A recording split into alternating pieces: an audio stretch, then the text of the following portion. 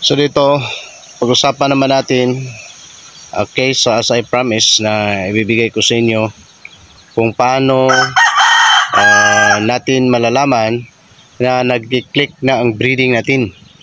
So dito, sa pamamagitan ng paraan na ito, malalaman mo na okay na ang pag-breeding mo. Ano ba ang gagawin natin? So dito, pag nagbe-breeding ka, titiyakin mo na yung tiningnan mo na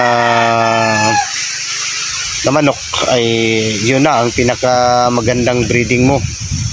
Yan, titingnan mo. Pagkatapos yung mga anak niya, so may kumuha kayo ng dalawa sa kanila. Ngunit kumuha kayo ng 5 to 7 months na manok. 7 months probably. Kumuha kayo ng 7 months o basta stag. Kumuha kayo ng stag. Ayan. Kumuha kayo ng stag na pareho na silang matapang. So pagkatapos niyan, ang isang manok ay paglalagyan mo ng tari, ang isa wala. Lagyan mo ng tari, ang isa wala. Pagkatapos ang gagawin mo, pag kahit namamatay na yung isa, ay gagapang pa yun upang lumaban. Yan ha, wala, kahit yung walang tari, gagapang yun upang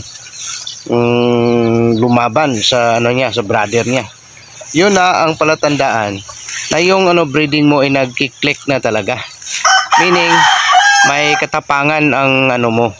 May katapangan na ang yung mga breeding mo, yung mga manok mo. Yan lang ang pamaraan na pag hindi yan, pag tatakbo yan, hindi pa yan nagki-click yung breeding mo. Yun lang ang titingnan mo, dahil ang isa sa mga faktor na nakakatulong sa atin ay ang mga manok natin. O matapang manok natin, may magandang quality, magandang maglaro, may katapangan. Yun lang. Ang importante sa atin, yun na. Pipiliin yung manok mo na isa lang mo sa competition. Pag malaki ang pusta mo, pipiliin mo yung manok mo na may katapangan at